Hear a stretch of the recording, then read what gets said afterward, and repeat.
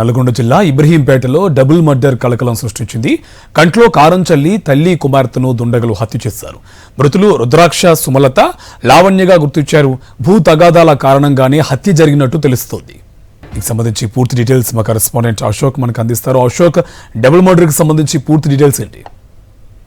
కార్తీక్, ఇబ్రహీంపేటకు సంబంధించినటువంటి రుద్రాక్ష, సుమలత, లావణ్యకు అదే గ్రామంలో కొంత వ్యవసాయ భూమి ఉంది. వ్యవసాయ భూమి విషయంలో గత కొంతకాలంగా సుమలతతో పాటు ఆడపడుచులైనటువంటి ముగ్గురితోటి కూడా విభేదాలు ఉన్నటువంటి నేపథ్యంలోనే గతంలో పలుసార్లు గొడవలు జరిగినాయి. అదే సమయంలో పెద్ద మనుషుల సమక్షంలో ఒప్పందాలు జరిగినటువంటి నేపథ్యంలోనే తాజాగా అందులో పామాయిల్ తోట వేసినటువంటి క్రమంలోనే ఆ పామాయిల్ తోటకు సంబంధించి ఎవరు పర్యవేక్షించాలని చెప్పేసి మరొకసారి విభేదాలు జరిగినటువంటి నేపథ్యంలోనే హత్య జరిగినట్టు కూడా మనకైతే గ్రామస్తుల నుంచి సమాచారం అందుతుంది. ఉదయం పామాయిల్ తోటకి సుమలతతో పాటు కూతురు లావణ్య కూడా వెళ్ళినటువంటి క్రమంలోనే దుండగులు ఒక్కసారిగా కంట్లో కారం తల్లి విచక్షణ రహితంగా కర్రలతోటి కొట్టడంతో తీవ్ర గాయాలపై అంతర్గత గాయాలైనటువంటి నేపథ్యంలోనే వాళ్ళు స్పృహకి పడిపోయారు. అయితే స్థానికులు గొర్రెల కాపర్లు అక్కడ పశువులు వేసుకున్నటువంటి కొంతమంది వ్యక్తులు ఇద్దరు లావణ్య, సుమలత అక్కడ పడిపోయి ఉండడాన్ని గమనించి అంటే ఉదయం జాతి మీద వచ్చి ఫీడ్బ్యాక్ చేసేటువంటి ప్రయత్నం చేసినప్పుడు కూడా చలనం లేకపోవడంతో వెంటనే వాళ్ళు